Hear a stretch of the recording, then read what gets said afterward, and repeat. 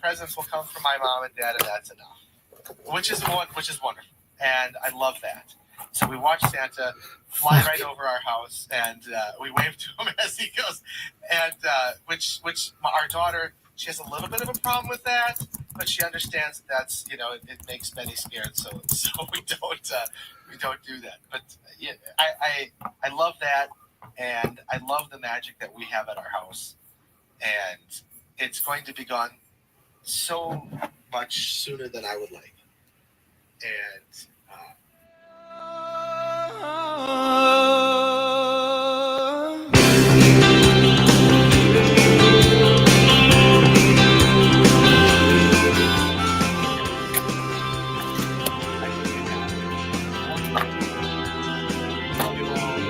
well, I'm coming face to face with my conscience.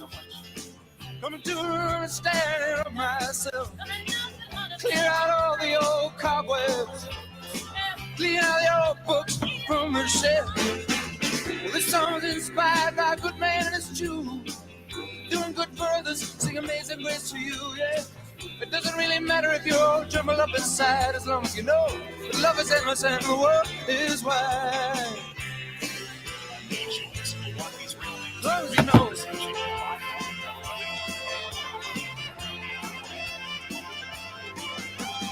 Give it up. Share it out. Help who you can. Talk about it. Late in the morning, close to the time. When Mary's in the alley, she never stops smiling. Always love to see her. She means a lot to me, but I know she's got a hard time gonna make it be. December 21st, 2024. If it's 7 o'clock on Saturday morning, it's time for This Week in Waukesha. I'm your host, Downtown Donnie Browne, and I'm coming to you live and local from the office of former Alderman Don Browne here in my beloved Banting Park neighborhood. I'm joined by my producer, the mighty Max Martinson, down in the WAUK studios in Radio Park on Victory Avenue. Later on in the show, Max is going to give us a preview of his big project, Letters to Santa, that airs tomorrow morning. More on that later. And you may have heard this from me first, but late last night, the Congress approved the bill that will avoid the government shutdown. And no matter what your politics are, I think you have to feel good that nobody's going to be out of work. No government employees, no families will be denied, no communities will be denied important emergency services and the things that help make our societies continue to not only survive but thrive. So I have some guests on today, as Jim Sentel says, ambitious but achievable agenda. First, we have Waukesha South Varsity basketball coach Steve Montez on hold, ready to talk about the Black Shark Cagers, who were victorious against crosstown rivals Waukesha West at West last night. I have school board candidate Sam D'Amico calling in later this hour. In the second hour, Triple G will provide the Carol Minute, and our very teacher will talk about new movies and shows out, as well as favorite Christmas movies. Plus a lot of news, sports, local culture. We'll be acting locally, thinking globally, remembering a fallen hero from the Elm Grove Police Department, and so much more. Max, is Coach Montez there? I believe he is. Sounds great. Coach Montez, can you hear me? Yes. Well, I'd ask how you're doing, but I imagine you're smiling ear to ear after is it a 62-59 victory? Or no, 52-49 victory over the Wolverines? Yeah. You feeling good, huh? Great game last night. Yeah, it makes me feel good. Great game. Sounds good. Who are the big heroes for the Black Shirts last night? Well, we got some really, really good minutes from Tyson Teagues last night. Nice. I think he had 8 points, 8 rebounds last night for us. It's huge. And we had to play a little bigger last night because of West's height and length. Sounds great. Coach, I'm embarrassed to say I missed the game. I wanted to go, but I actually wanted to catch the college football playoffs and really didn't miss much. Unfortunately, the Hoosiers didn't show up, or maybe better yet, the Fighting Irish just came with a much better game there at home. But anyway, with your black shirts, you're now 3-2 in the Classic 8, 3-5 on the season. So how do you feel about your progress so far?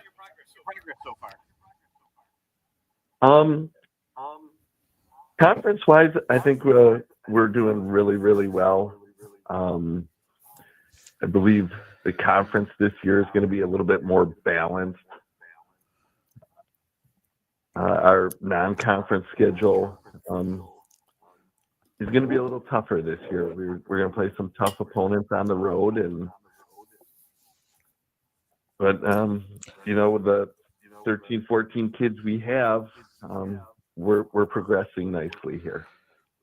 Yeah, one thing I really enjoyed watching. I made it to the North game with my father-in-law, who promised you he would catch 1 or 2 games this year to you. And yes, I see him around and stuff. Yeah. So, but even though North, they lost a lot to graduation, so they're not as tough as they were last year. What really impressed me was the way you guys move the ball around on offense, and the fact that I counted at least 4 players that scored over 10 points. So it was great to see. And some of those guys weren't starters either.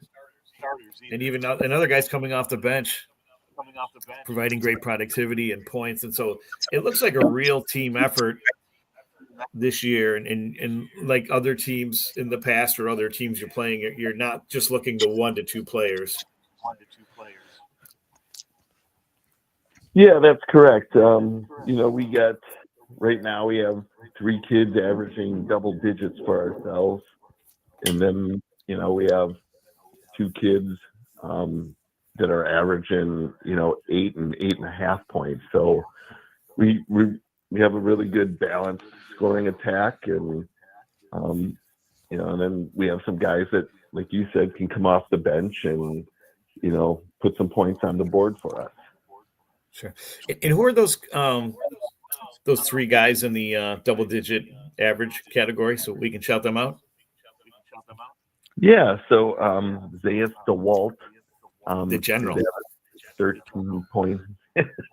Yes, 13.7. And then Giovanni Perea, he's averaging 13.5.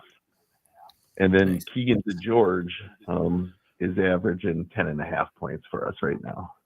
That's great. I heard he scored 25 points the other night against Waterford. Was that right? Was it Waterford or another game?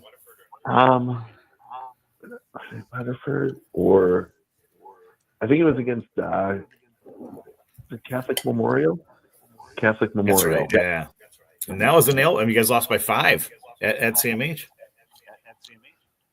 Yeah, we got off to a great start, and then you got to kind of credit CMH. They kind of clawed and fought their way back in, and it kind of went down to the last, 2 minutes, and so we've been in some very competitive games this year, and that's great. Last night was another one. So yeah, so yeah, now you're 2-0 against the Waukesha schools, not count the public schools anyway. So you're off to a good start, and hopefully running the table in the crosstown rivalries. Yeah. That would be nice. Our kids would enjoy that. Sure. So let's talk about those other guys that are averaging 8 points a game, because that's also important productivity. So Jordan Garcia, he's averaging 8.5 points.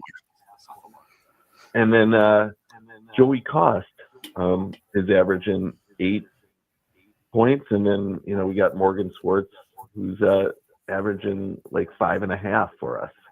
That's great. I'd love to see Morgan back out there after his junior year was kind of cut short with an ankle injury. It was right around this time of year too.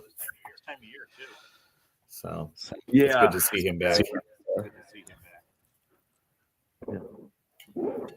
So, in some ways, I don't know if embarrassment of riches is a nice word, but it's got to be a good feeling for you as a coach that there's a lot of different guys you can look at for scoring, especially if the stronger players, like everyone knows Giovanni Perea, if they're being keyed on or double teamed, that you've got guys like Morgan Swartz, Joey Cost, Keegan DeGeorge, Jordan Garcia, and I'm sure there's one or two guys I haven't mentioned that can score for you and can make a difference. And of course, Zaya Stowell. So I'd also like to shout out Isaiah Crawford. I saw him coming off the bench against North and say he played great defense, great rebounding, and scoring off of offensive rebounds.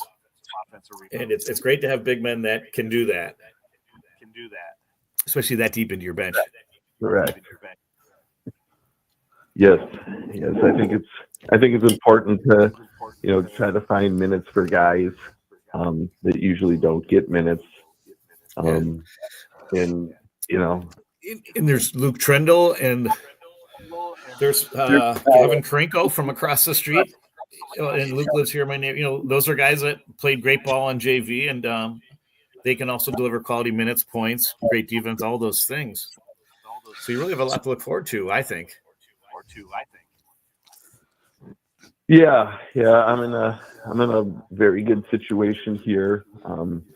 Our practices during the week are very competitive, and Luke and Gavin and, like you said, Isaiah are juniors this year, so they're kind of just learning how to be varsity players and the speed of the game and how quick it is.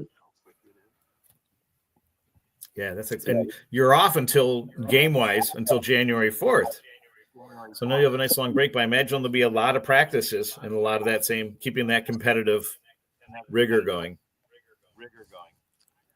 Yeah, so actually today is our first day off. We're gonna have off now until Christmas, and then we'll be back after Christmas.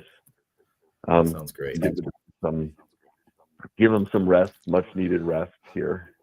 And well deserved. So Coach Lee Montez, Waukesha South Blackshirts basketball coach in his second year. Thanks so much for joining us. Congrats on the big win over West, and looking forward to checking out some more games this season. Go Blackshirts. Yes. Thanks for having me.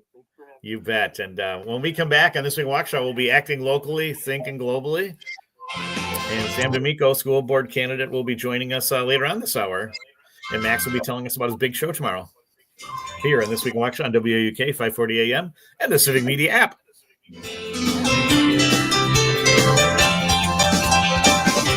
Down Georgia Street Arcade where the boy children play.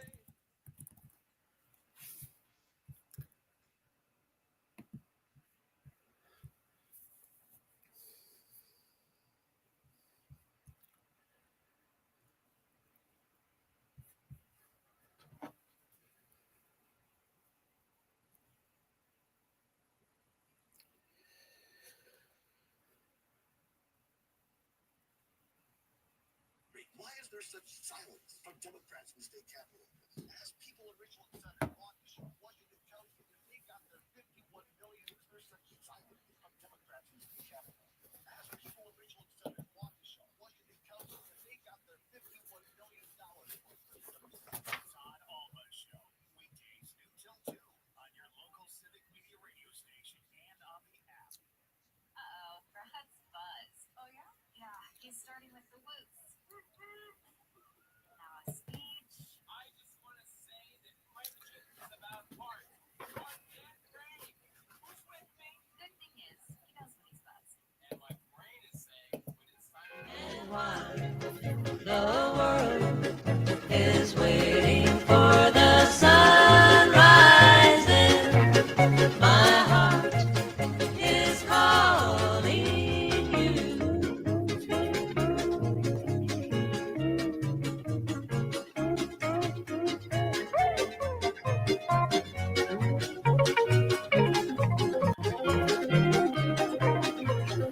Hey, we're back this week in Waukesha on WAK 540 AM. We don't have to wait for the sun to rise here on this beautiful Saturday morning, but always proud to honor Waukesha's favorite son, with one of my favorite songs, "The World is Waiting for the Sunrise," with wife Mary Ford. And acting locally, thinking globally. During the holidays, it's always hard to lose, close to the holidays, a loved one, a neighbor, a friend, or an important member of the community. And I know for the Elm Grove community, it's been a tough week as on Tuesday, the 17th of this week, Elm Grove police officer John Cron had passed away at the very young age of 57 due to complications tied to multiple surgeries he had to endure over the past decade and a half. And of course, those were all tied to, many of you might remember, in 2009, he saved two people stuck in a vehicle as a train approached.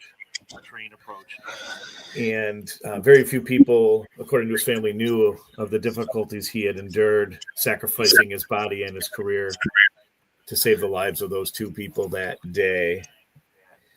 And I believe this was from the Waukesha Freeman that from John's wife. He served with honor and distinction for 19 years, upholding the values of integrity, service, and protection within our community.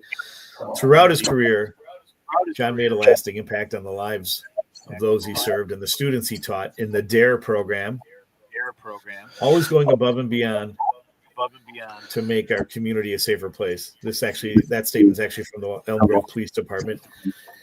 He was not just a colleague, but a friend to all who knew him, and his loss will be deeply felt by the entire department and community. Our thoughts are with his family, friends, and loved ones during this incredibly difficult time.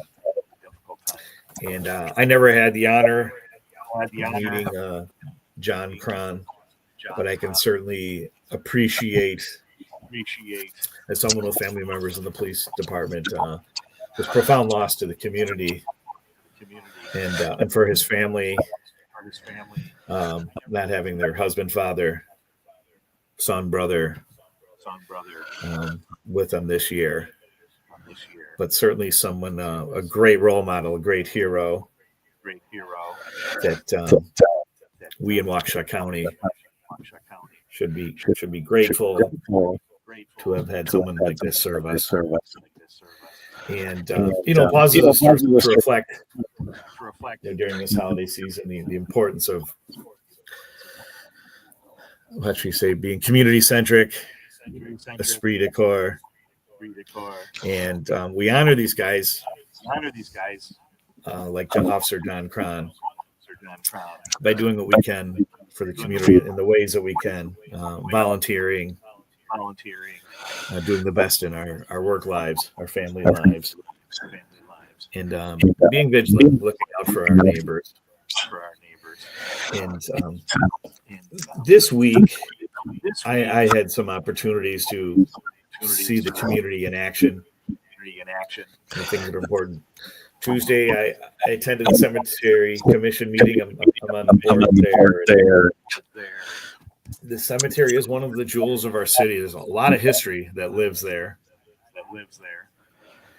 And one of the items that got approved was they did last fall, a first annual 5K as a fundraiser for the Friends of the Prairie Home Cemetery. That was very successful in its first effort, and it got approved to run again for next year.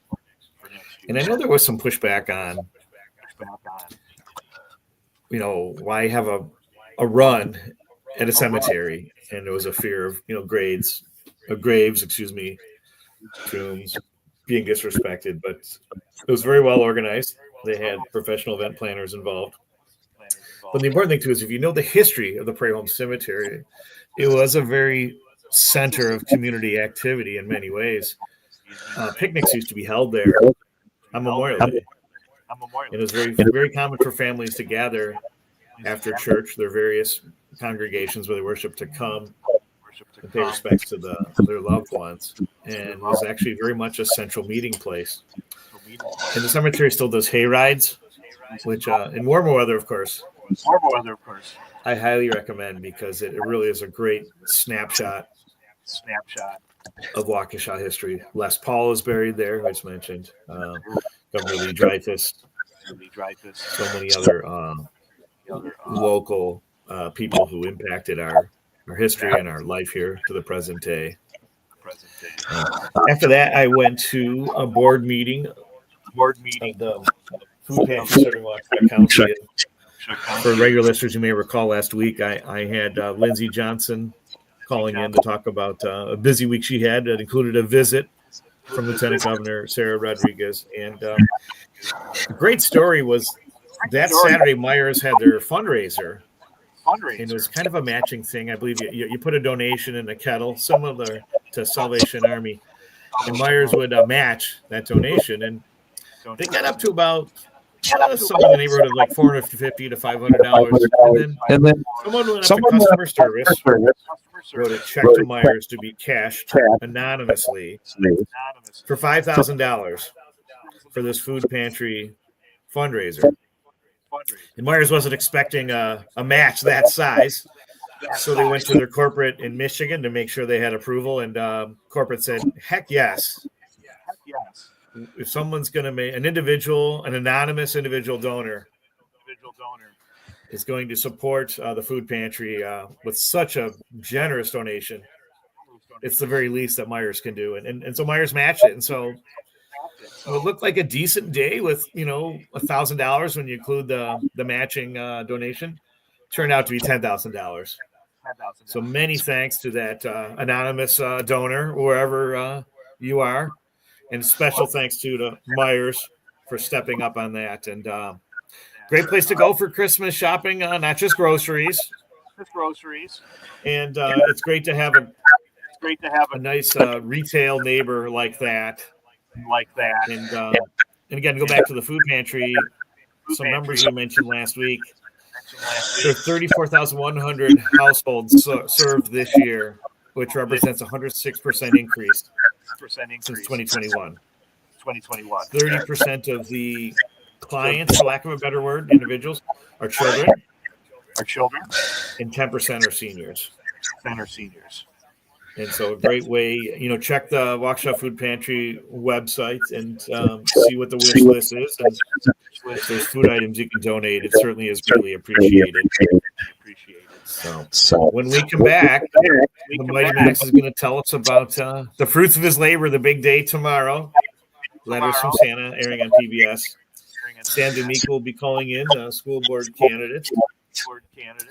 And so much more to look forward here on this beautiful Saturday morning, December 21st. As we watch on WAK 540 AM and the Civic Media app, where we are taking your calls this morning.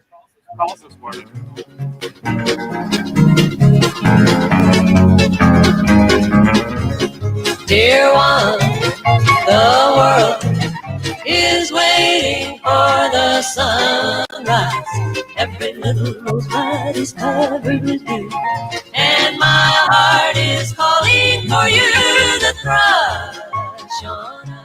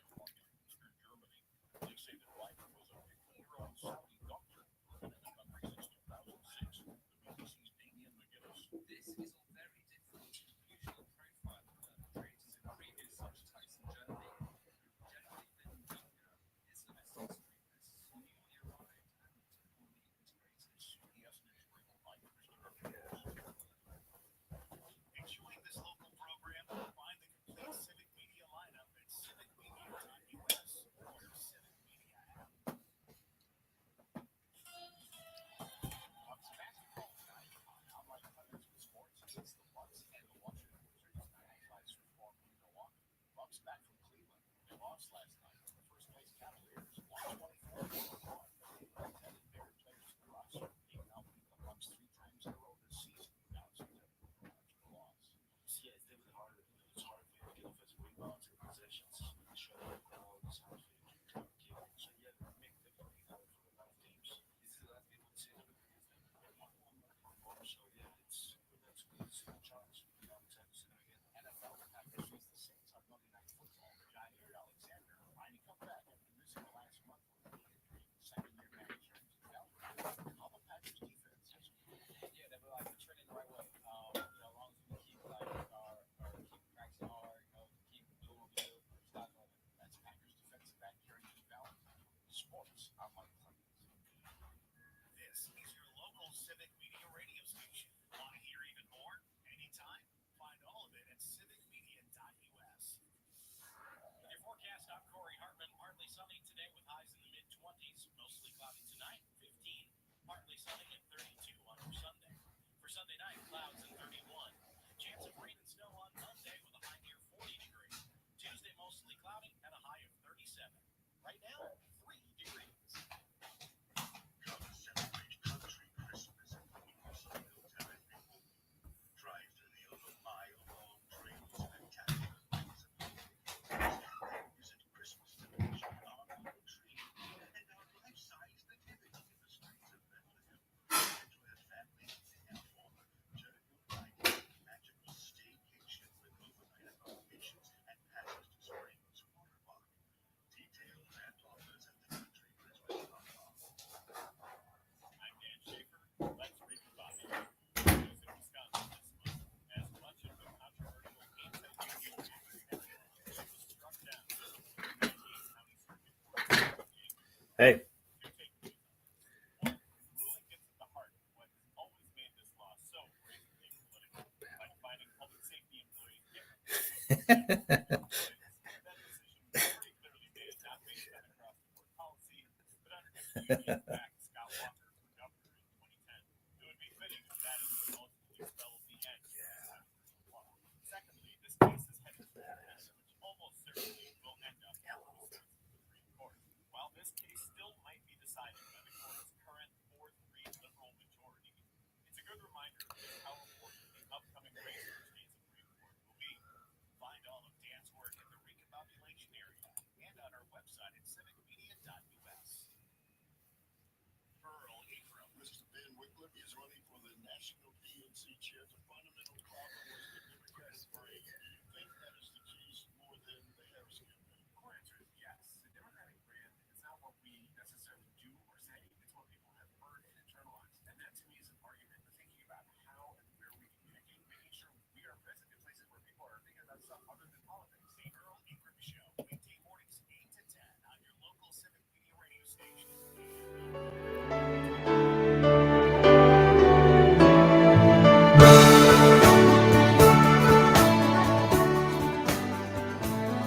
They got cars big as bars, they got rivers of gold. But the windows right through you, it's no place for the old. When you first took my hand on a cold Christmas Eve, you promised me Broadway was waiting for me. You were handsome, You were pretty queen of New York City. when the band finished playing, they held up for more. Sinatra was swinging, all the trumpet were singing. We kissed on the corner, then danced through the night. The boys of the NYPD choir were singing, Galway Bay.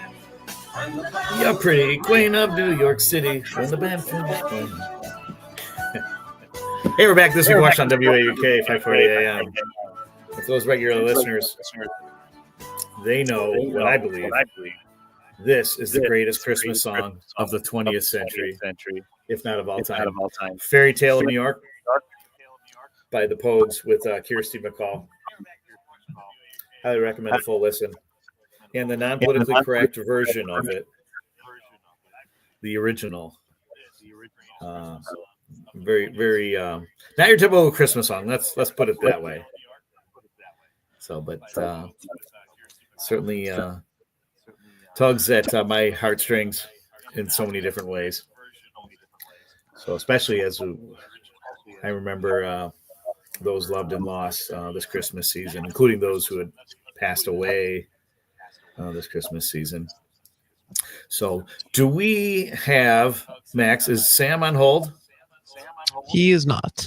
He is not. Okay, so we'll wait. But before the break, I was talking about what a busy week I had and realized I only got as far as my second engagement on Tuesday after the board meeting for the food pantry serving Waukesha County.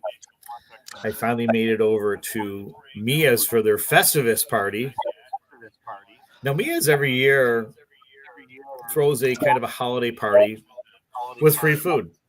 A buffet table is set out at the bar, and pasta and chicken and salad. And my wife made it over, but couldn't wait. My meeting took longer, so she had to go take care of some basketball duties involving our daughter, picking her up and whatnot. But I was able to go and have a libation or two. And it was neat to reconnect with old friends as well as meet some new ones, including one of the members from they had a band in the dining room, played some good covers. Met a gentleman named Ian Ash, who serves as a trustee on the Les Paul Foundation. So I was really grateful to meet him.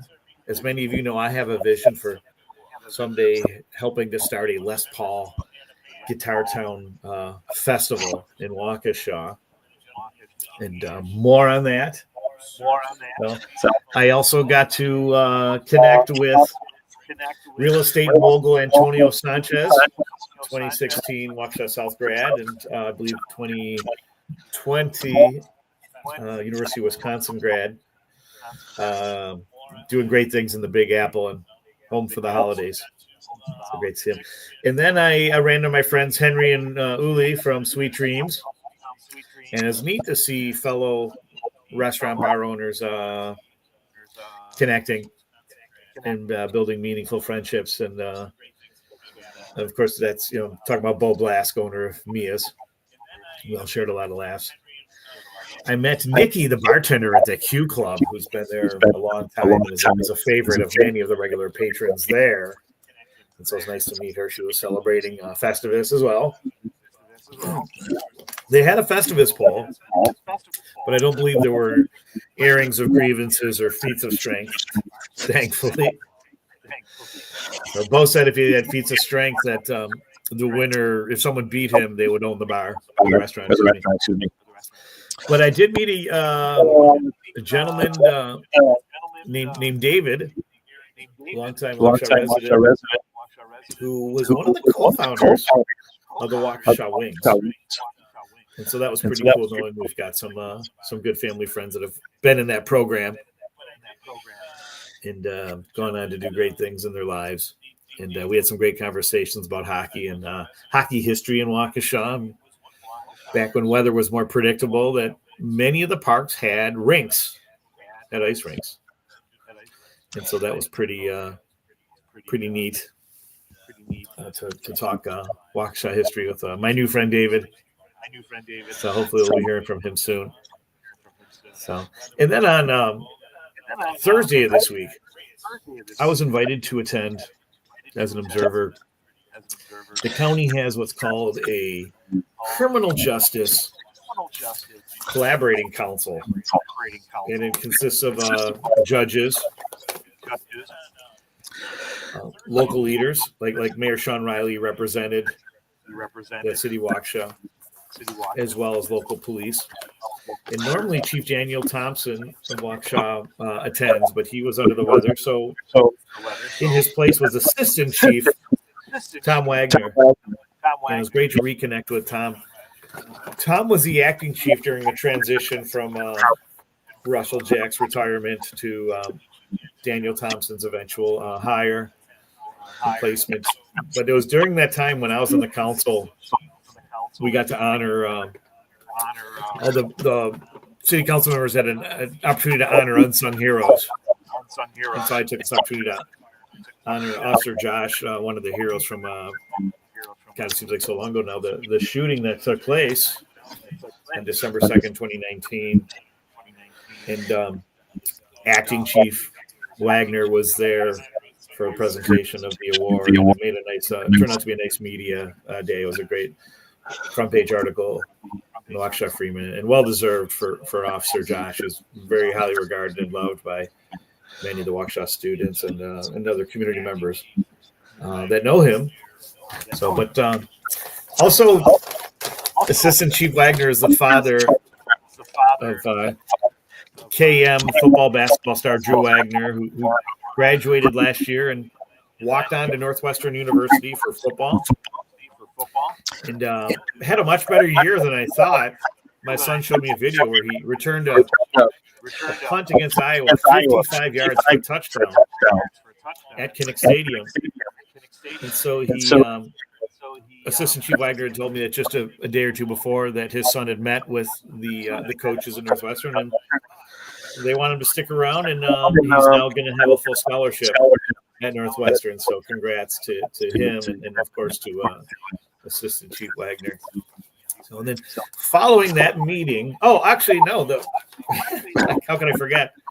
One of the big highlights was serving on this council is District Attorney Sue Opper, who most of you know prosecuted the case against the attacker of the Waukesha Christmas Parade, and handled that with a lot of dignity and grace, considering, we won't go too far into it, but Justice Jennifer Doro showed up briefly to honor Sue Opper because she's retiring, and gave her a really nice plaque and made a really nice presentation.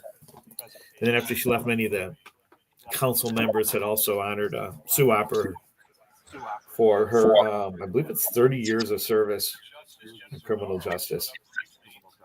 So it was a very educational meeting. We learned a lot. I learned a lot, about some of the challenges that our courts have, the backlogs. There's been an increase in felonies. Expenses have tripled, and reimbursement has been cut in half, and there's a need for more interpreters. That need has grown from 10, like maybe 10 years ago, to 27. And sometimes they have to fly these interpreters in.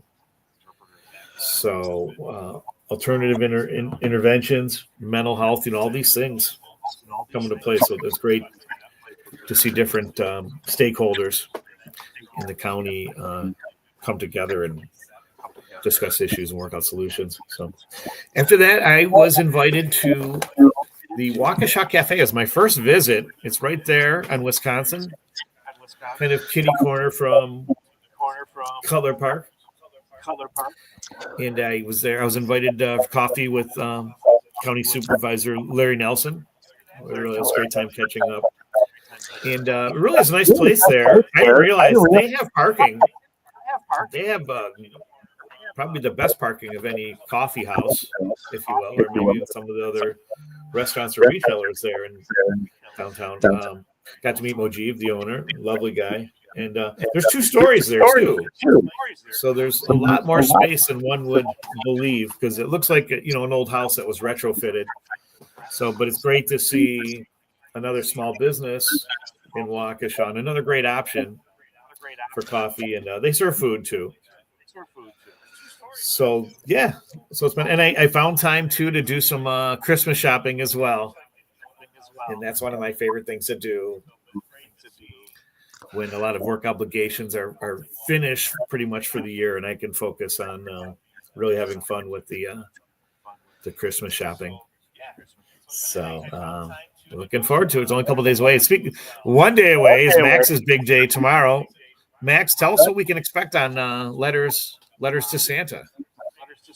So after a couple long months of production, we are finally ready for all 5 shows to go to air.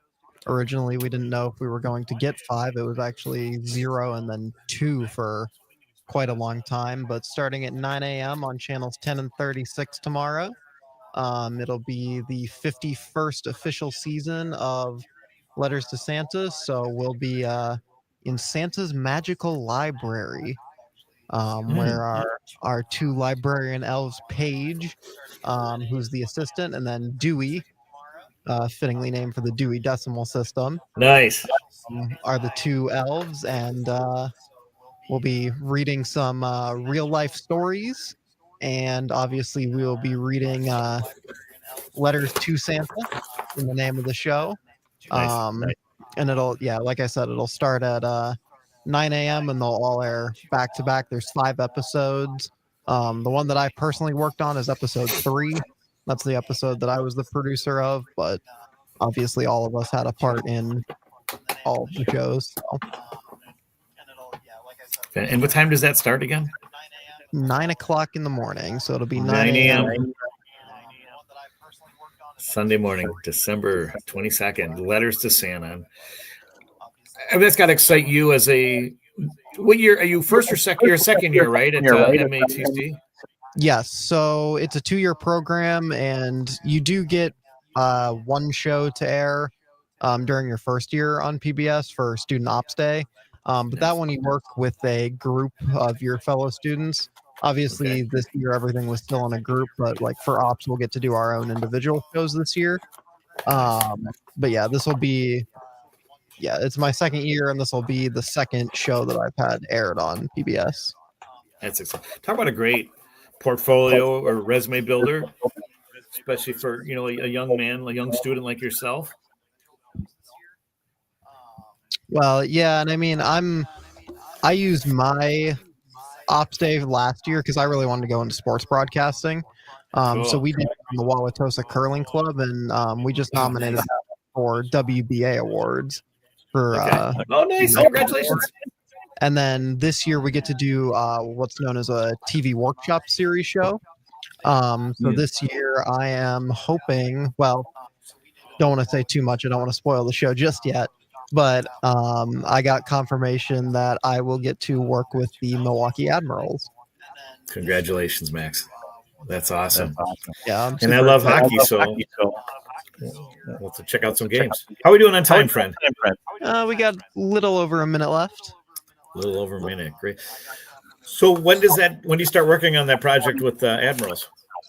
I finally had a phone call with them last week, but I will actually start to our first filming date is the day before my birthday on January 6th. Okay. Terrific. So you get a little time to enjoy your Christmas break and then jump right into hockey. That is the plan. So, did you like hockey prior to this engagement with the Admirals? A little bit. I don't think, like, out of all the top 5 like major American sports, it's probably not my favorite, but I do enjoy it once in a while. Yeah, it is a great spectator sport. So terrific.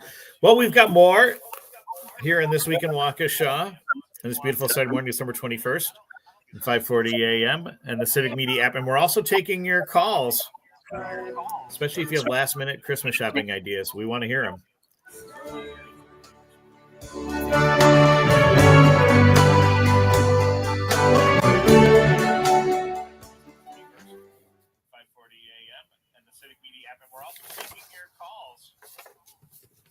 Last-minute Christmas shopping ideas. We want to hear them.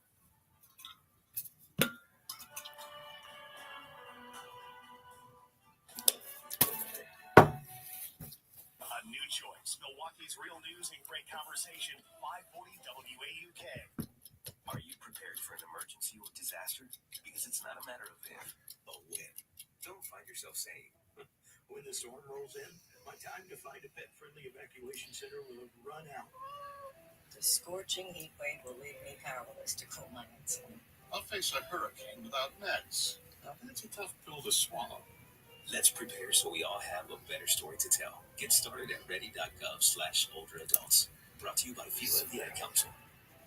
The Todd Alba Show. UW Systems spends $51 million of our taxpayer money for consultants, 3 times the budget shortfall that triggered the Oshkosh layoffs in 2023. Why is there such silence from Democrats in the state capitol office? Ask people in Richland Center, Waukesha, Washington County. It's colder day by day. I miss you.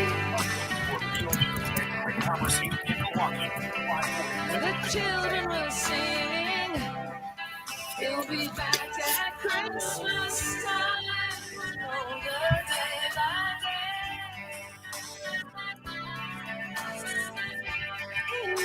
these frozen and silent nights.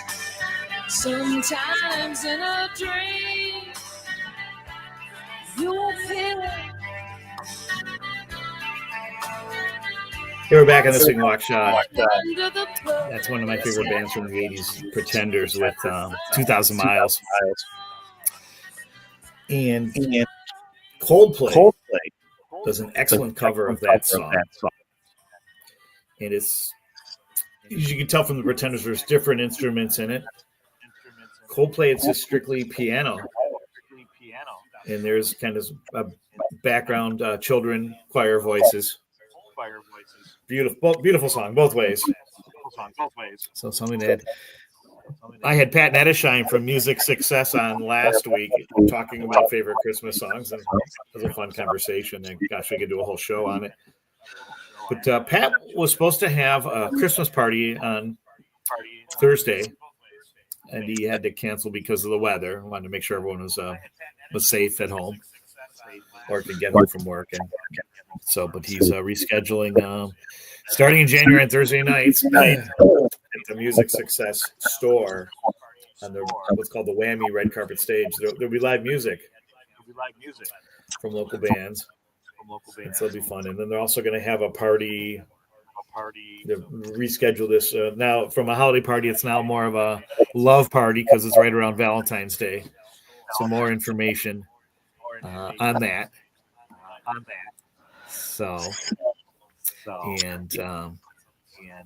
cart requests are due.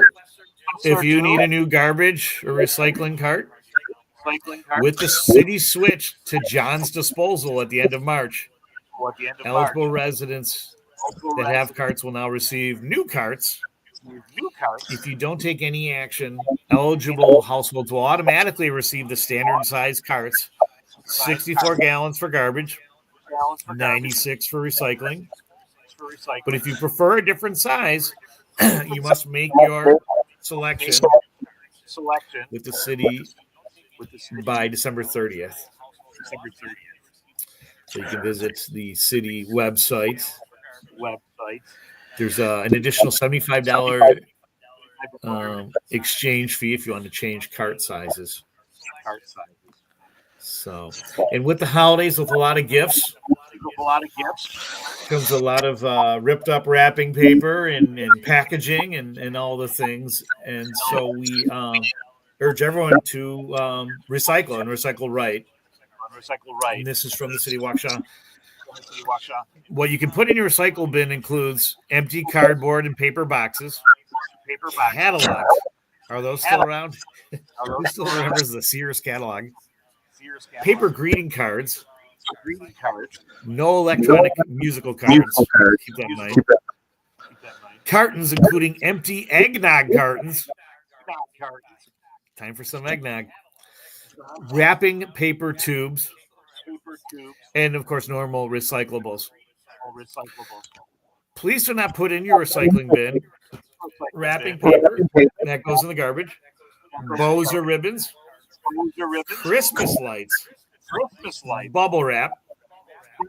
Styrofoam. And plastic bags. So, also beware of home cooking fires or their potential. They are the number one cause of home fires and home fire-related injuries. In fact, 30% of all home fires start in the kitchen. So our Waukesha Fire Department wants you to enjoy the holiday season, of course, and to follow these tips. Keep cooking areas and appliances clean. Built-up grease can cause fires. Keep children and pets at least 3 feet from the stove. That gives you an opportunity. My other colleague here is our dog Popsicle, but he's still sleeping on the couch. Wow. So usually by this time there's enough walkers, both walking people and people walking dogs, and he always greets them with some really loud, scary barks.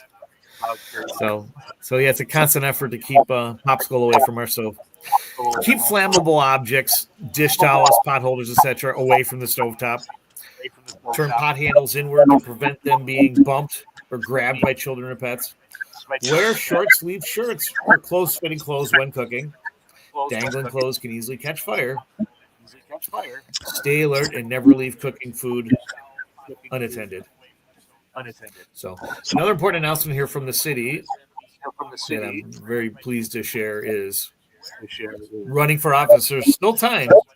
Springfield elections will be held for the following aldermanic districts: 1, 4, 5, 8, 9, 11, 12, 14, 15. Any interested candidates can pick up a packet of information at the clerk's office or view the materials online. The deadline for filing campaign registration statements, declarations of candidacy, and nomination papers is 5 p.m. on Tuesday, January 7th, 2025, which means you have a little more time than previous years because usually it was like January 2nd. And if you're running for alderman, you only need 20 signatures. That's all you need. So you can do it between Christmas and New Year's.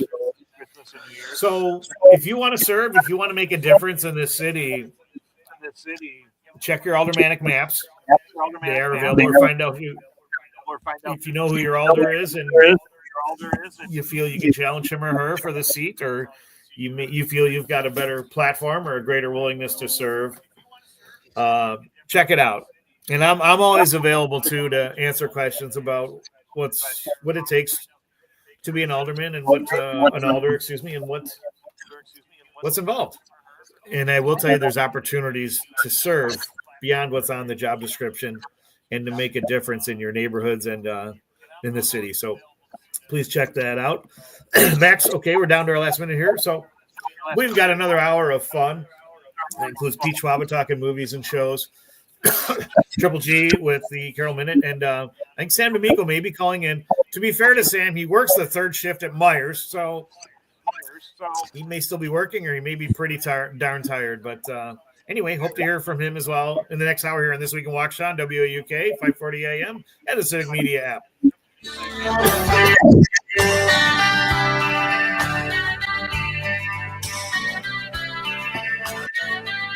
He's gone 2,000 miles. It's very far. The snow's falling down. It's colder day by day. So very far.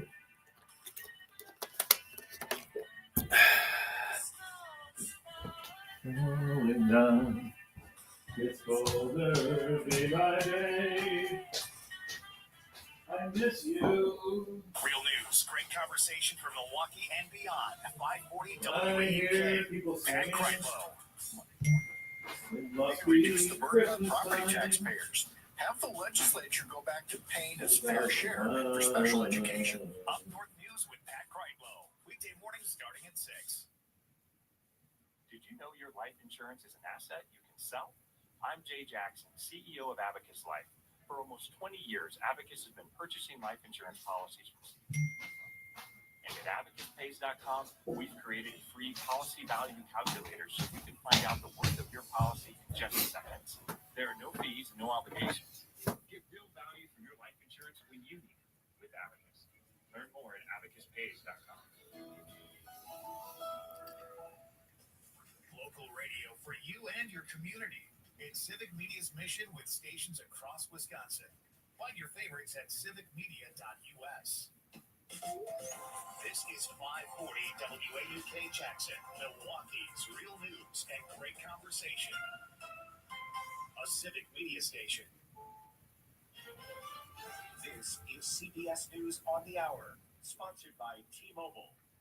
I'm Christopher Cruz. Congress has approved legislation to keep the lights on. The Senate vote came just after the midnight deadline to avert a shutdown.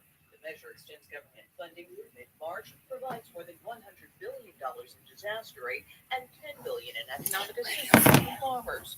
But it no longer includes a Trump-backed provision to suspend the debt limit. The measure cleared the House earlier in the evening after two other versions of the bill were scuttled this week. The White House says President Biden supports the legislation. Nicole Killian, CBS News, Washington. A record number of Americans will be on the roads and in the skies for the holiday season, and CBS's Chris Van Cleef says bad weather is going to slow some of them down. I was crying at the desk before getting it. This guy's not going to make it. And millions more are watching the weather. Snow and frigid temperatures mean treacherous driving in parts of the Midwest and Northeast. It has also delayed thousands of flights. We left our house around 9 exactly, and so it was supposed to be a 30-minute trip, but it turned into an hour. The death toll has risen to 5, with 200 injured, 40 of them seriously, after a car plowed through a Christmas market in eastern Germany. The BBC's Damien McGuinness is in the town of Magdeburg. The entire Christmas market is surrounded by concrete blocks. That's a common feature of Christmas markets in Germany since the attack in 2017, in which 12 people were killed. But here at this very spot, there is a gap which is wide enough for pedestrians to go through, but tragically also wide enough for a car. Police arrested the suspect at the scene. Houthis in Yemen have launched a missile that somehow managed to get past Israel's vaunted advanced air defenses. The BBC's Shaiba Halil reports from Jerusalem. In the early hours of the morning, residents in Tel Aviv have woken up to the sound of sirens and a large explosion. Israel's military said it has been able to intercept a projectile launched from Yemen. The ambulance service has treated 16 people who suffered minor injuries, mainly caused by flying glass. The Houthi military spokesman said the Iran-backed group hit a military target in Tel Aviv using a hypersonic ballistic missile. The brutality of Bashar al-Assad's reign of terror is being exposed now that his regime has collapsed and he and his family have fled to Moscow. CBS's Imtiaz Tayeb in Syria. Everyone here has a story of pain and loss, and the numbers are staggering. According to Syrian human rights groups, at least 100,000 people have been disappeared in Assad's prisons. But many believe that number is far, far higher. This is CBS News. If you're 55 and up, T-Mobile has plans built just for you. Get the savings you want on America's largest 5G network. Visit T-Mobile.com/choice55 and start saving today. Your news, conversations, and a whole lot of fun. It's all on your local Civic Media radio station or the Civic Media app. For Civic Media News, I'm Savannah Tomei Olson. Cleanup will continue into the new year at the state's largest oil spill in history in Jefferson County. It's owned by Canadian power company Enbridge. Wisconsin tribes say Enbridge's lines are putting their environment at risk. They've been advocating for their land for years, and now that story is taking center stage. Judith Ruiz Branch reports. An independent documentary highlights the struggles of northern Wisconsin's Bad River Band of Lake Superior Chippewa, including the tribe's lengthy dispute with Canadian energy company Enbridge. The film outlines the 70-plus-year battle to get Enbridge's Line 5 pipeline off of tribal land. One person interviewed in the film is Patty Lowe, retired director of the Center for Native American and Indigenous Research at Northwestern University. Everyone, whether you live in a red or a blue state, or whether you are native or non-native, want clean water and clean air, not just for themselves, but for their children and grandchildren. After years of protests, a federal judge last year gave Enbridge 3 years to shut down the pipeline on the reservation. Last month, the state issued construction permits to reroute Line 5 about 40 miles south of the reservation by 2026. Lowell and others in the film say the proposed reroute isn't enough to protect their lands in nearby areas. Enbridge lawyers and the U.S. government say a 1977 energy treaty with Canada prevents them from shutting down the pipeline. There have been over 20 spills along the Line 5's 645-mile route since 1968, including more than 14,000 gallons in Bad River land. The film Bad River, A Story of Defiance is streaming on Peacock. For Wisconsin News Connection, I'm Judith Ruiz Branch. Find our trust indicators at publicnewsservice.org. And this is Civic Media News. I'm Savannah Tomei Olson. You can always continue the conversation on social media. Share your thoughts when you find and follow Civic Media on Facebook, X, and Instagram. With your forecast, I'm Corey Hartman. Partly sunny today with highs in the mid-20s. Mostly cloudy tonight, 15. Partly sunny and 32 on your Sunday. For Sunday night, clouds and 31.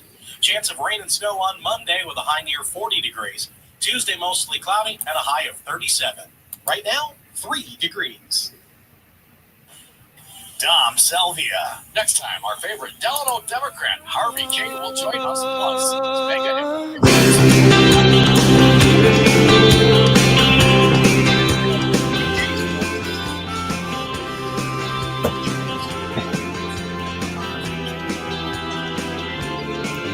Well, I'm coming face to face with my conscience. Coming to understand of myself. Clear out all the old cobwebs. Clean out the old books from the shelf. Well, this song's inspired by a good man's Jews. December 21st, 2024. If it's 8 o'clock on Saturday morning, it's time for This Week in Waukesha, Hour 2 on WAUK 540 AM. I am the unsinkable Don Browne, joining you live and local on this beautiful Saturday morning. Here from the office of former Alderman Don Browne in my beloved Banting Park neighborhood. I'm, of course, joined by my producer, the mighty Max Martinson, at the WAUK studios, all the way down in Radio Park on Victory Avenue. And I'm feeling pretty victorious as we head into the holidays. 4 days away from Christmas. 4 days away from Hanukkah for our Jewish friends and neighbors. And, of course, wishing everybody the very best season's greetings and all the best tidings of the season. And in this hour, we will be joined later on by Pete Schwaba, host of Nightlight here on WAUK and Civic Media, Mondays through Fridays, 6 to 8. And Pete gives you a lot of great information on movies, shows, entertainment. Has some wonderful guests. I still remember, Max, you might remember, back in the fall, he had Charo on. And I say this, Max, because she was doing shows in your native Baraboo. And great to see that Charo is still going. Yeah, she was big in the 70s. So, and Max, how are you this morning? I'm doing okay. It's been a little bit of a rough week because honestly, I'm a little bored with not having stuff to work on right now. Oh, really? Yeah. Careful what you wish for. Well, I mean, it's like you get out of school and you're like, because I've been working nonstop for the last 3-4 months. Sure. Like, depending on which class it's for, just different projects. A lot of times we had 2 or 3 projects going on at the same time. Right. And then you get to the end of the semester. I finished up my last segment for MATC Now back a couple weeks ago. And then I wrapped up Santa a couple weeks ago. And now it's just like, okay, what's next? But there's nothing right now to work on until workshop shows, which I won't have to work on until after Christmas. So Sure. Well, what you need to work on now is just relaxing and getting some rest, right? It's hard. It's a hard transition because it's like I didn't really get to ease into it. It was just like, sure, okay, we have to work on this, and stop. Yeah, but you've got presents to buy, right? Mom, dad, siblings, friends, loved ones. I got gifts. Yeah. We got, and that's always fun. I'm going to California week after my birthday. Nice. So when's your birthday? January 7th. So January 7th, I won't be here for the January 11th show. Got it. Okay, we'll make sure we've got someone in place for you. But where in California are you going? I'm visiting my best friend in Ojai, California. Nice. It's about 45 minutes north of Ventura, kind of up in the mountains. Okay. Terrific. Well, that's a great time of year to be out of Milwaukee, that's for sure, out of the north. That is the plan, yes. So, well, terrific. But here, it's still the holidays. And we had an early white Christmas on Thursday with some snowfall. And it was beautiful, but it was also maybe a little too much for local traffic that I know many events, parties, and the like were canceled. So, and I understand that we may have a green Christmas this year, which I'm not really excited about because it's gotten colder since it stopped snowing. And you can definitely feel the bite. But it's never too cold to take a stroll through the city's walk of lights along the riverfront in downtown Waukesha. That'll continue to shine in every night through the end of January. So I think that's a great tradition that the city started. I believe it was either last year or the year before. But I'm really glad that they have that. We'll have some more city news to report on, as well as some local news and sports. I know we got some more basketball scores to catch up on. As we mentioned, the Black Shirts of South were victorious over, you can see, Arch, crosstown rivals Waukesha West, 52-49 at West. So great road victory. And Coach Lee Montez was on in the first hour to give some highlights on last night's victory, as well as projections for the season, and a lot to look forward there too. So, but we'll be giving you some other local scores. We were supposed to have Sam D'Amico, a candidate for school board, call in, but as I mentioned, Sam works the third shift at Myers. So fair play to him. You know, if he forgot or is just too tired, he's working hard. He works the third shift so he can focus on his political career and many years ahead for the 18-year-old Sam D'Amico. So, but again, we do hope to hear from him. So I want to give a big shout out to Rick in New Berlin. He texted me, and I apologize for any of the feedback you're getting, whether it's on the radio or on the Civic Media app. I know Max is working on it with some of our best people to see what we can do to fix that. But Rick will be celebrating a reunion party he had for his restaurant in New Berlin that was an anchor in that community for more than 20 years, from the early 70s to the early mid-90s. And they'll be gathering later today at a local New Berlin establishment. So it's neat that people honor our local history and those things, all the fond memories that are still dear to us. So we also have Triple G coming up in the next segment to give us the Carroll Minute, give you some highlights what's going on at Carroll, and also a catch up on Corby's Last Roar.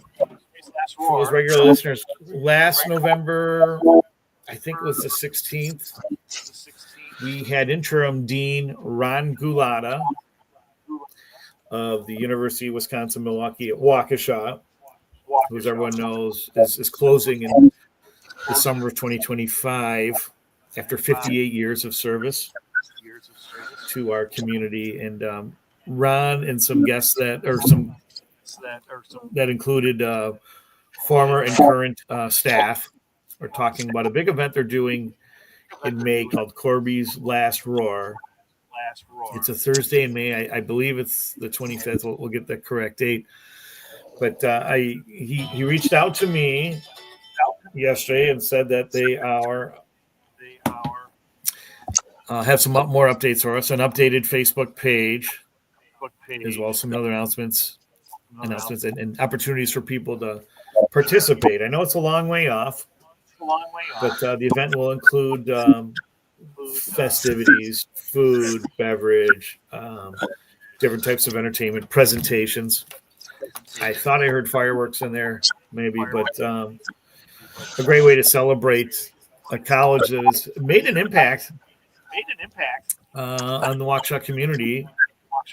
Many alumni had gone on to do great things here in Waukesha, and including one former mayor.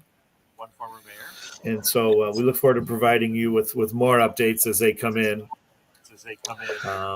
from Dean Gulata and anyone else. So we're taking your calls today on the Civic Media app. We want to know what you're doing for the holidays and any last-minute Christmas shopping ideas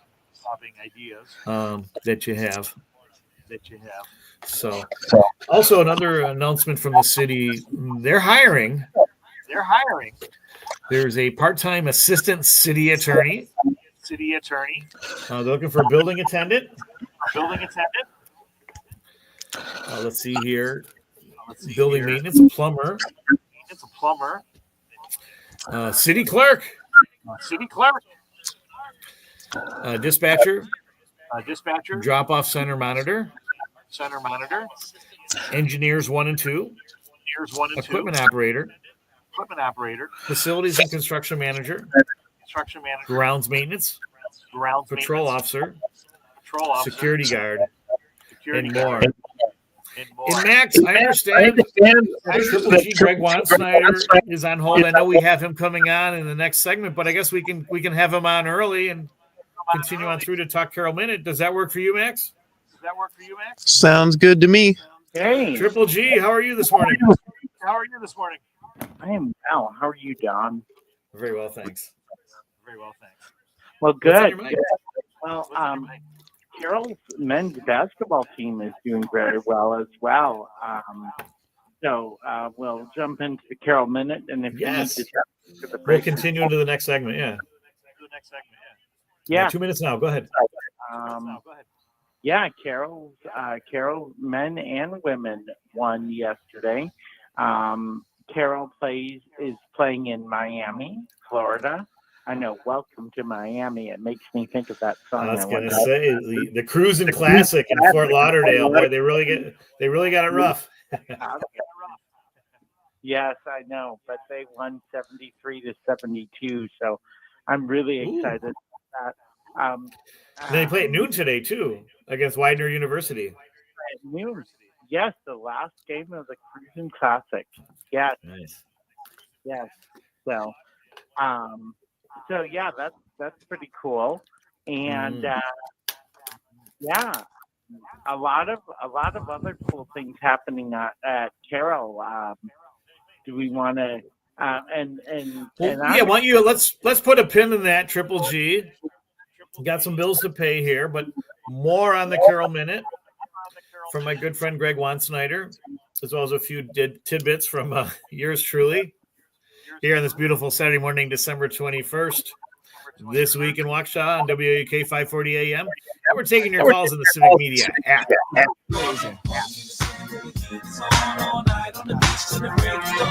Welcome to my home. Bienvenido a Miami. Bouncing in the club with the heels on all night on the beach till the break of dawn. I'm going to Miami. Welcome to my home.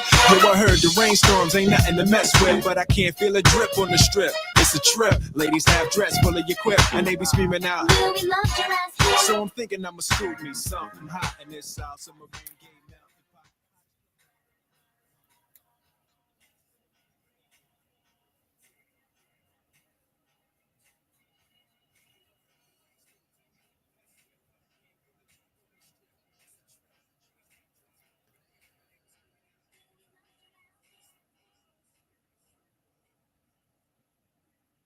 Listening to Milwaukee's Real News, a great conversation. 540 WAUK. Are you ever questioning when life will slow down? Are you ever thinking of just relaxing and enjoying the simple things? All of this is possible, even while still being in the workforce. Worthington, Minnesota is a town growing, and it's nothing like Metro Life.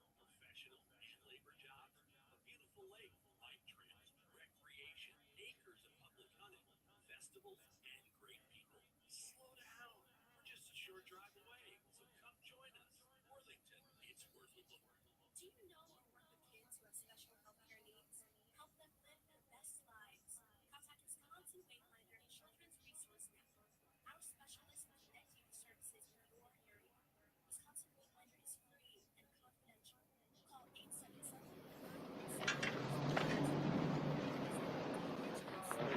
See you later, my heart. At the Union? Pardon, do you know where is the office of the purser? You must mean the bursar's office. Oui, purser. I was thinking of taking French, but it's my first year. Have you ever seen Le Tour de France? No. No, mon Dieu. The French riders, they're the best. Anquetel, Poladois. Hi, you big shot. Bonjour, papa.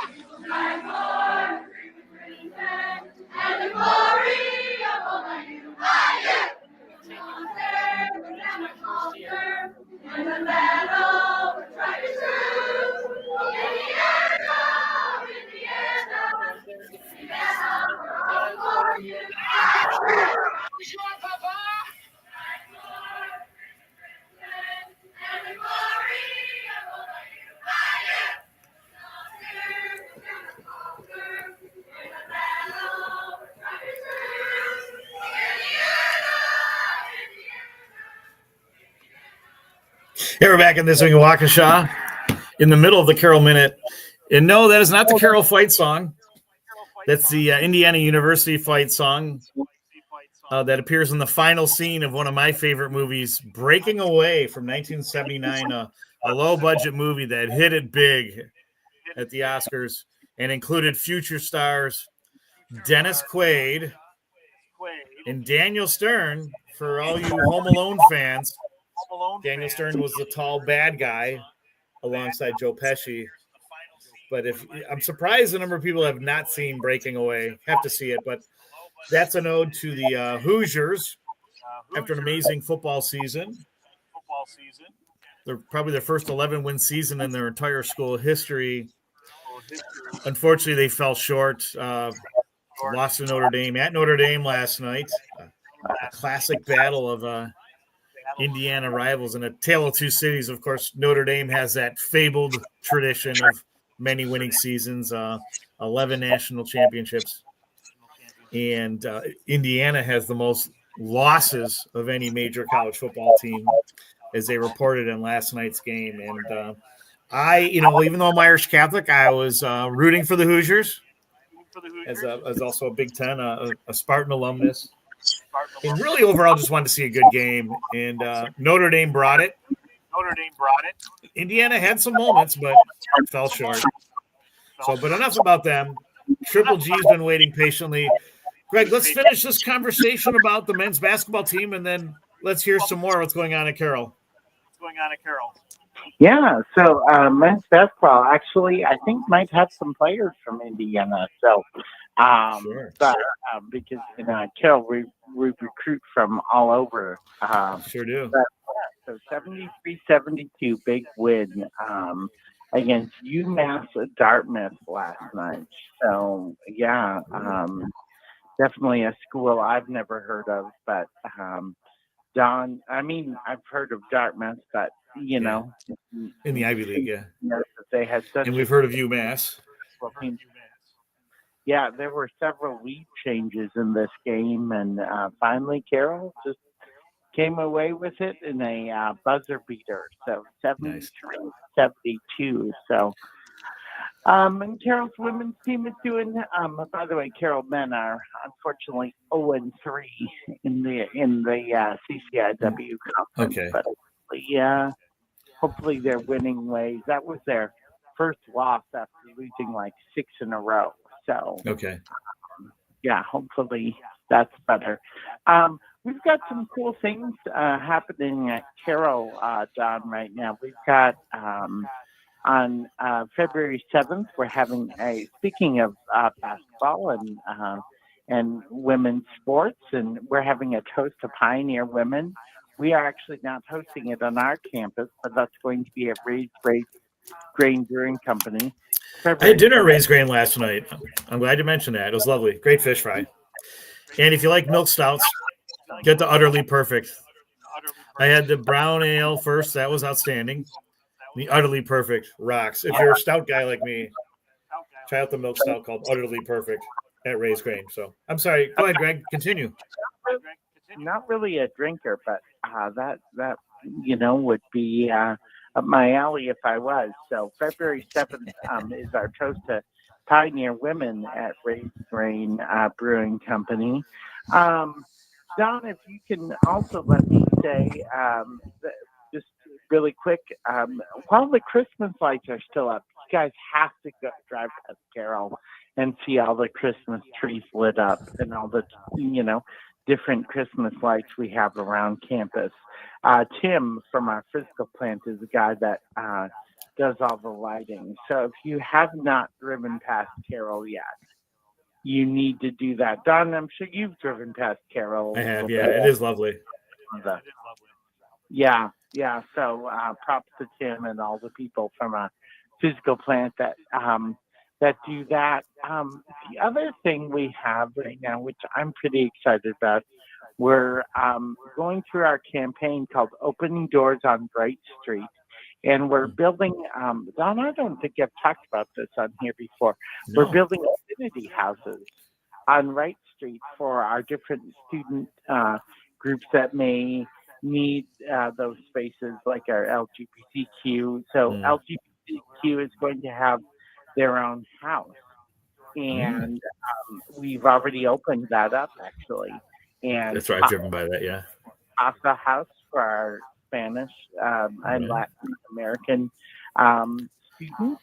And we have several different houses in the works, including, Don, and you know this is my favorite thing, a coffee shop.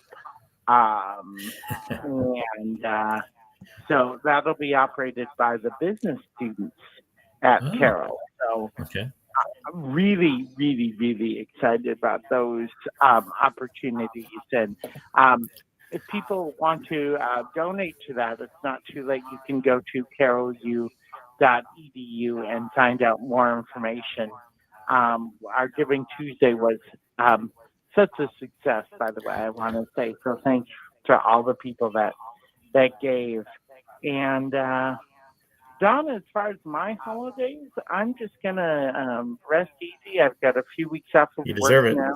I've got some doctor's appointments to take care of, and, some different other things, but I'm just going to kind of, hopefully it'll warm up by next weekend. It's supposed to be in the 50s, so we'll see what the Civic Media Spring break at Christmas. Have to say about that, but I'm really excited about just spending some time. Don, hopefully you and I will be able to see each other. Yes, we'll try to put it on the calendar. We'll text after the show. And hey, Greg, I want to thank so much for your contributions to the Carroll Minute, and I'd like to wrap up the Carroll Minute by acknowledging the Piles of the Week. Aaron Wofford of the men's basketball team, who was honored after coming back from a long recovery from an injury last season. Canned a three-pointer in his last game. And then Emily Wisner, who was the leading scorer in a dominating 85-58 win over North Central last Saturday. She had 21 points, 8 of 15 shooting, also recording a rebound and 2 assists, made a three-pointer in that game and converted all 3 free throws. So much more here. Pete Schwab is on next to talk about Christmas movies and other new releases here in This Week in Waukesha on WAUK 540 AM and the Civic Media app. Down Georgia Street Arcade, where the poor children play, gathering up charity to help them make their day. For me, I was once their age. Once I was young, but I know I had my family to fall back on.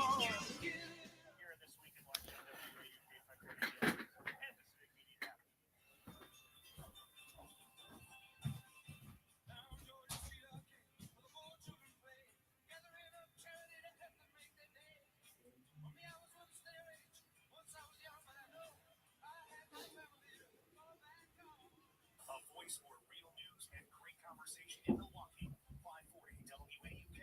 CBS News reads the House and Senate have approved the government funding bill. A relieved Majority Leader Chuck Schumer. Tonight,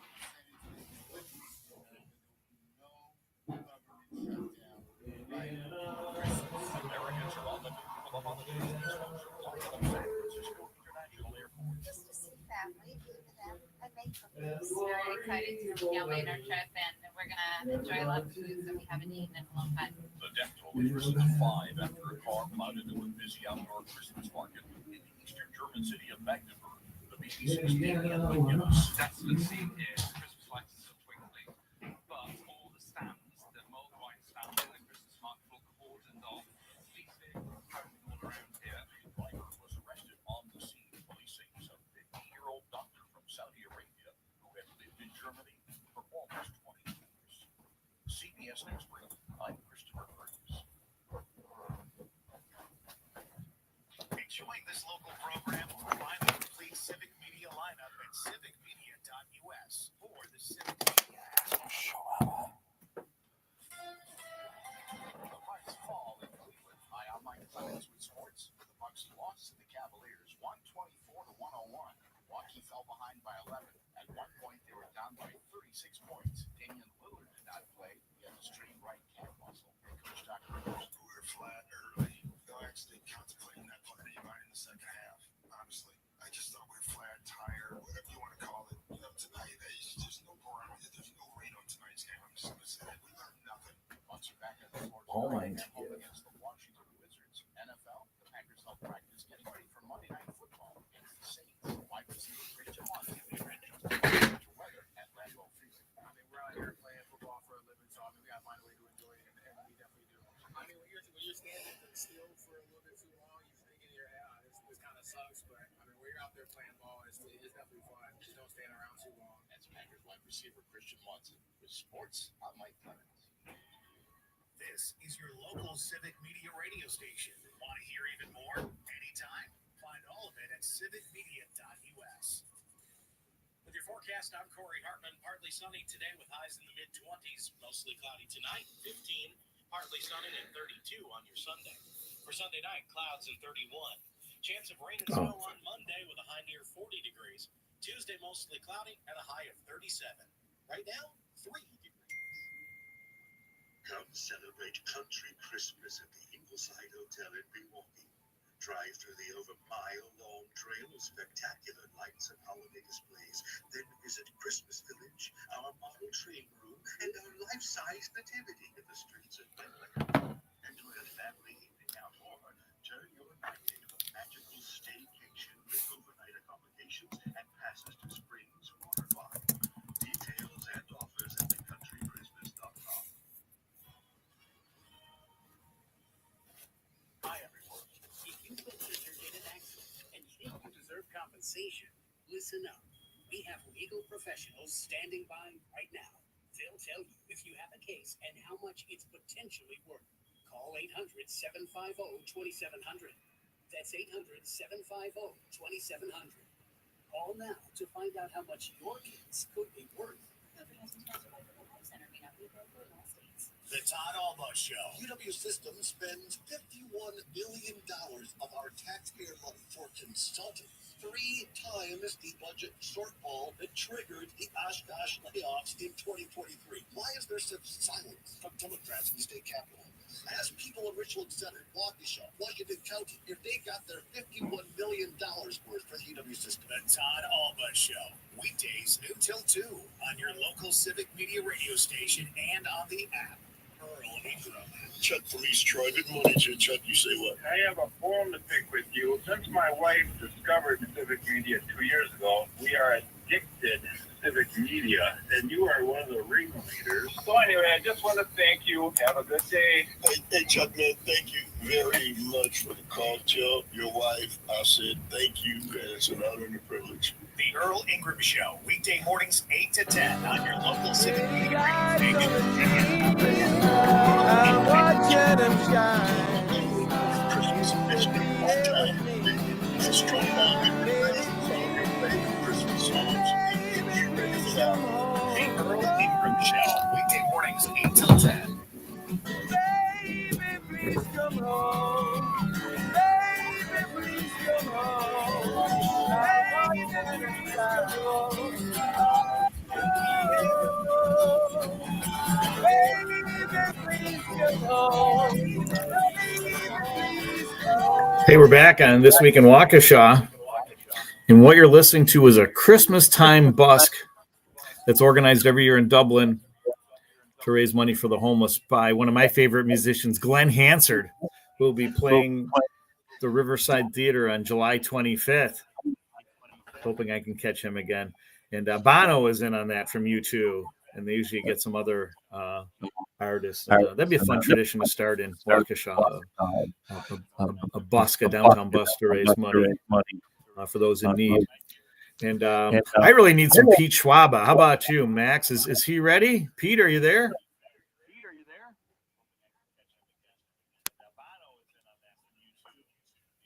How's it going, buddy? Pete, how are you? Hey, good. You got me, Don? I gotcha. Yeah.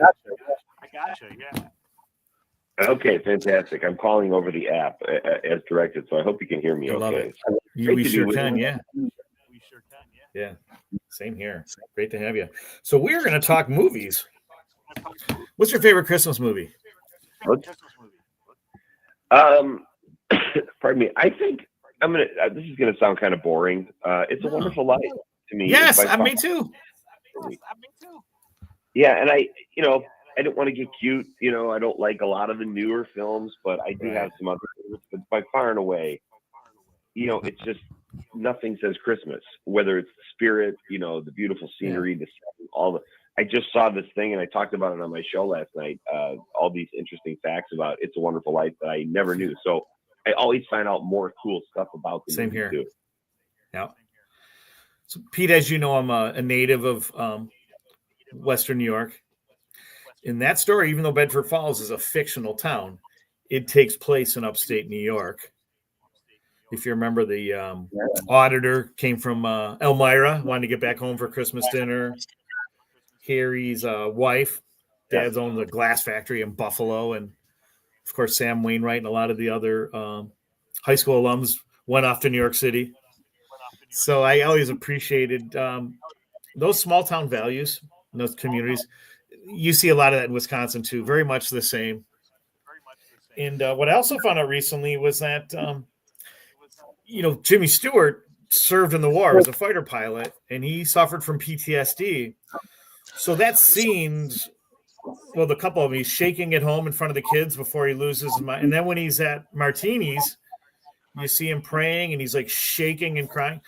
That was authentic. He was actually going through a PTSD moment because he was trying to be a character, and like that just kicked in. So what you saw was authentic post-war PTSD from a veteran who was one of the greatest actors of his generation, maybe of all time. Yeah, it's funny, Don. This article I read, it said that he didn't think he was ready to be in a movie yet because he had just returned home, and he took the role reluctantly. And my favorite scene in the whole film, and I didn't see the movie till I was like 21 years old. I think in that scene you're talking about where he was shaking and he's hugging his daughter. Yeah. And he's so scared because he's lost everything. I mean, you just see it. It's so authentic. And that makes total sense now, what you said. I also read that they almost cast Cary Grant in that role, who I think would have been totally wrong. Yeah, agreed. He might have been a good Harry Bailey, but they had the right guy for that part too. Yeah, absolutely. But movie? There's that one, and then there's also Scrooge, the Christmas Carol with Alistair Sim. No other version comes close. Forget George C. Scott. Forget Patrick Stewart. Maybe the cartoon character. What was his name? Mr. Magoo. Maybe might come close. But right. That was a tradition in our family. That was always on TV on Christmas Eve. We grew up near the Canadian border, and the CBC station in Hamilton always played. And it was black and white. So the first half of the movie is like a horror movie because it's so scary. And in a way it is, because it's this guy's like selfish evil just resonates. Did you ever see that one?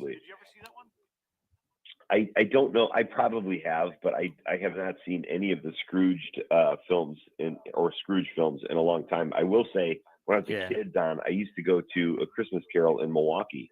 My family would take us up there from Chicago. Yeah, and that stuck with me. Like, that is still my favorite production of A Christmas Carol that I've ever seen. And they still do it there in Milwaukee, which I think is so cool. The other film I'll say is Trading Places. A very underrated. Yeah. To me, it's more of a Christmas film than Die Hard, and people consider Die Hard a Christmas film, believe it or not. But yeah, Trading Places just kind of came back on my radar, and I'm like, this is a great story. It takes place at Christmas, but also just the lessons learned and the friendship. It's a great movie. And a great education on how the futures industry works too. In all seriousness. Right. Exactly. I was working for a marketing firm in downtown Chicago. Pete and I are both, we lived in Chicago for many years. and I was recruiting a futures firm, which I successfully recruited. I was really proud. And I remember the business manager for the agency who worked in that industry. He's like, remember the movie Trading Places? And that actually helped you understand how the futures industry works. Margin call, gentlemen. You don't make those trades. You own that coffee or oranges. I guess in this case it was orange, whatever it was. Oranges. There's right? a vault sitting out there somewhere. You got to go and take that. Or in this case, if you can't afford it, yeah, they I'll seize say your this, Don, property and I don't- everything. I still don't understand how that industry works. I worked at the Chicago Mercantile Exchange for a summer as a runner. The Merc. Then I worked at the Board of Trade. When I first started doing stand-up, working at the Board of Trade as a runner was my day job. No clue. Like, they're all just shouting and yelling, and I don't think they do it like that anymore. But even with Trading Places, that movie helped me get a sense of what was going on in my day job. But I still had no idea. It's very complicated stuff. It is still very. They give you a simplified version of it, and certainly some of it makes sense. Like that part of it made it interesting. But the Christmas aspect of it was cool. I'm glad you mentioned that. It was great. Yeah. Yeah. You also said there's some new movies come out, not necessarily Christmas related, but timely with Christmas. Tell us what's hot or what you recommend. Yeah. Pardon me. Well, there's some really good films out right now. Like, if people haven't seen Wicked, Moana 2, Gladiator 2, I really liked Wicked. I thought it was great. Now, I had never seen the stage show or seen it on Broadway, Don, but I thought the movie was really terrific. Ariana Grande is hilarious in it. Cynthia Erivo's really good. They're both great singers, obviously. And the story moves along. It was just I liked it a lot more. I thought I'd like it, but I liked it even more than I thought I would. Gladiator 2, it was okay, but I felt like it was a retread of the first one with Russell Crowe. It seemed like more of an homage to that film. I know Moana 2 has raked it into the box office. I have not seen that, but this week my daughter went to see that. She enjoyed it. There's some great films opening up, especially if you want to take the kids to see films. Sonic the Hedgehog 3 with Jim Carrey and Keanu Reeves is in the theaters, and it's reviewing well. It's pulling like a 88% on Rotten Tomatoes. And then King Mufasa opens up this weekend, not reviewing quite as well, but it's part of the Lion King, family. And that one is getting pretty good reviews. There's another film called The Fire Inside, which is about a young female boxer from Flint, Michigan. And she is the first one to ever win a gold medal at the Olympics. Also family friendly. That's a true story? I think that's rated.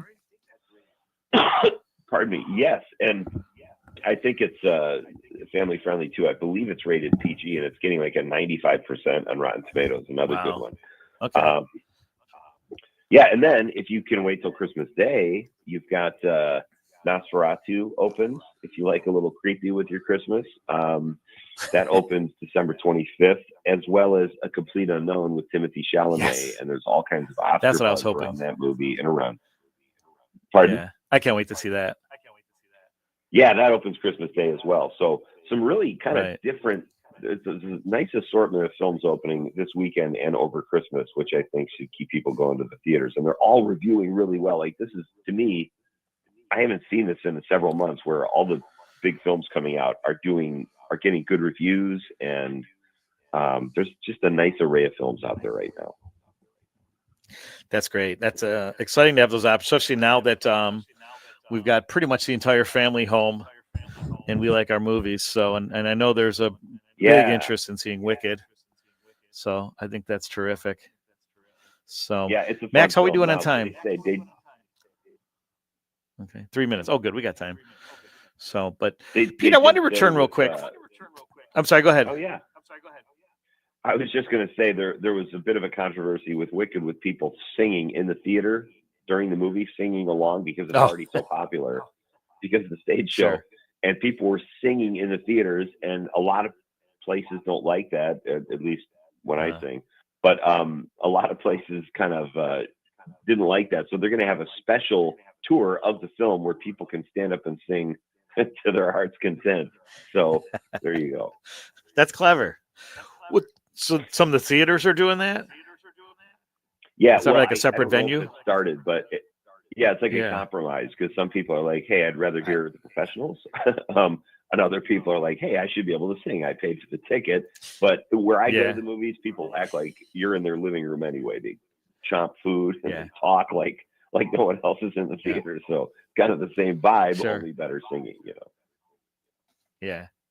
I think that's a great idea, especially if the demand is there, and you think of these big movie houses like the Marcus Theater.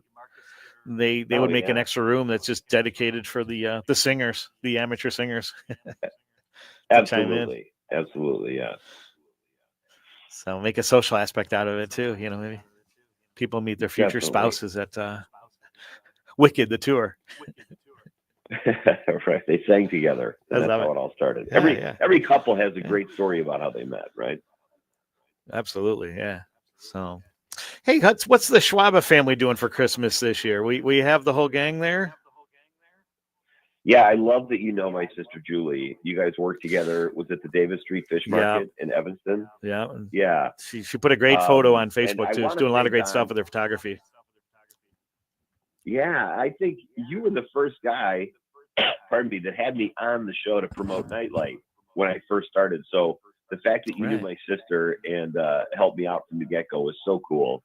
And I think we're forever BFFs because of that, at least in my book. But Absolutely, yeah. I need to reach out to her too. So because she's back in Wisconsin, right? She lives 100 feet from me, Don. Yeah, it's nice. Okay. I never thought that would happen again, but we lived close together in LA, and now she's our neighbor here in Wisconsin, so it's kind of fun. But yeah, no, we're all getting together, and my kids will be home, just like the Browns, and very much looking forward. Tonight we're going to see a staple in Green Bay. Frank Hermans has a show every year called Frank's Christmas from Let Me Be Frank Productions. He's just an absolute Northeast Wisconsin institution. So we're going to go see that show tonight. So that'll be our first family adventure. Yeah, I love Christmas. So it's great to have the family home. I mean, that's what it's all about, right? It sure is. Yeah, the Schwabas and the Browns are big families. I'm the youngest of 10. You're like the second or third of like 6 or 7. I'm the oldest of 5. Oldest of 5. My mom there and you dad did that thing where they had like 5 kids in 6 years. So we don't have the biggest big family. We had 10 kids in 10 years, just about, or 11, 12, yeah. Oh, my God. But 2 sets of Irish twins, yeah. So mom and Merry dad were Christmas busy to your during the mom, 50s and 60s. So Yeah. craziness. But anyway, we have more with Pete Schwaba here after the break on This Week in Waukesha on WK 540 AM as we talk about more favorite Christmas movies and holiday rites. I'm wearing the sound. What a beautiful song. Baby, please come home. There ain't the waltz with heart, but it's not like Christmas at all. I remember.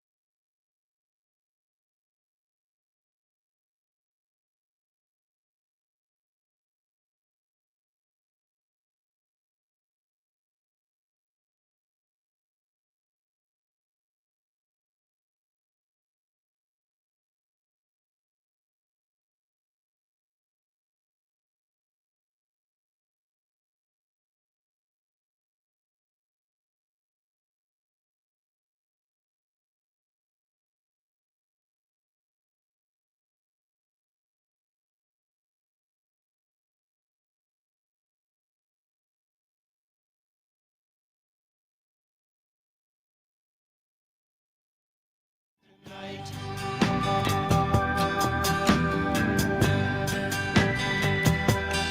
shepherd on the hillside, where over my flock I abide. On a cold winter night, a band of angels sing. In a dream I heard a voice say, fear not, come rejoice. It's the end of the beginning, praise the newborn King. I'm a little baby boy, bring the people so much joy. Son of a carpenter, Mary carried the light. This must be Christmas, must be tonight. Hey, we're back on This Week in Waukesha, WUK 540 AM, and I'm joined by Pete Schwaba, host of Nightlight, that appears here in WAUK, and I believe most, if not all, the civic media stations, Monday through Friday from 6 to 8. And Pete's going to give you the scoop on the latest movies, TV shows, entertainment. He has great guests, many of whom with Wisconsin connections, and a great way to keep up on all the fun things and going on here throughout the state. And Pete, you mentioned one of the favorite Christmas traditions in your family was commuting all the way down to Milwaukee from Marinette for A Christmas Carol on stage, and that, of course, was your favorite version. You also said your other favorite movie, which is mine, is It's a Wonderful Life. And I don't know if you knew this, but during COVID, our civic media here in Waukesha did a radio show broadcast of It's a Wonderful Life, and had some great success. And I just thought it was a wonderful concept during COVID when a lot of things were still shut down. I thought it was a great creative treatment of a Christmas classic. It was great. I mean, all throughout COVID, people doing these things to keep their sanity. And actually, what came out of it, I think, was a lot of good. I was talking to one of my guests the other night about, it was actually James Maloff, who's another member of our civic media team here from Wisconsin Rapids. Right. And he said, living in a town like Wisconsin Rapids, you could actually audition for stuff because of Zoom. Like, Zoom became so popular during COVID. Yeah. That it helped people in more remote areas like myself, who lives in Marinette now, to still kind of keep their name out there. And you're right. Like, there were so many great productions, people reading It's a Wonderful Life or reading the script to, I remember they did a reading of The Princess Bride, phenomenal movie, with the cast. And, but I would, that kind of stuff, like, I've become fascinated by old time radio, I would say, in the last few years, and how that was it. That's how you listen to sports. That's how you got your entertainment. Like, I just think it's such a great throwback and so much fun to kind of follow those things. Yeah. Oh, yeah, absolutely. Another Christmas tradition or classic is, now that everybody's streaming, is CBS's Charlie Brown Christmas special. Oh, yeah. And the fact there was a lot of controversy about Charles Schultz, the Peanuts creator, having that scene where Linus reads from the gospel from St. Luke, and they didn't want anything religious, and Schultz wouldn't budge. And it turned out to be very well received, because that was like in 1964. And then, of course, now it's one of the most beloved Christmas specials. Yeah, and that's such a great moment in the show. Like, I mean, look, I was raised Catholic. I haven't been to church in quite a while, but recovering Catholic. Tell people what to be. I'm not going to tell people what to be offended by and what not to be offended by, because it's such a subjective thing. But to me personally, just that moment where this kid takes the bull by the horns and gives this speech. Yeah, I just thought it was a great. This is what Christmas is all about. For that reason, almost regardless of what he's saying. But love Peanuts Christmas, and I grew up kind of reading those books, not just the holiday stuff, but we had a whole encyclopedia of Charlie Brown books. So, and I got to play Charlie Brown in a high school musical, so I have a serious cool. affinity for that character and those stories. Yeah, it was great. We didn't appreciate this as kids because it was fairly new to us, but that was the first cartoon of its kind with children's characters having real issues, even grown-up issues. Yeah. And so it wasn't all happy-go-lucky and all that. And that Christmas special, Charlie is just disillusioned by the commercialization of Christmas, the problems he's having with the play and the tree that he picked out. And then Linus reads from St. Luke and everything comes together. And what I also learned recently is when he drops his blanket, his whoopee, which was Linus's signature, he drops it right when he says, "Fear not." When the angels tell the shepherds, here, tidings of great joy, yada, yada, yada. So many great things. That's hilarious. I never noticed that. That's great. Yeah. Don, I laughed when you just called Charlie Brown Charlie with no Brown at the end. Oh yeah, Chuck. I should have. Yeah, that's Peppermint Patty. You called him. Yeah, I should have called him Chuck. Yeah, Charlie. Yeah, but right. Charlie. Right. That's he was the man. And I have not watched that this year, but I'll check it out because I would love to see that moment. Yeah, I'm gonna have to make the family watch it again. But anyway, we're running short on time. Pete, I want to thank Pete's going around the clock here, so I appreciate you getting up very early in the morning to spend this Saturday with us. I wish you and the rest of the Schwabas a Merry Christmas. Be sure to say hi to Julie. Let her know I'll be reaching out to her. Stick around, everybody. James Santel is next with Atticus, as I call it, a law review. We're wishing everyone a very Merry Christmas, a happy Hanukkah to our Jewish friends, and happy holidays to all who worship in different ways. Season greetings.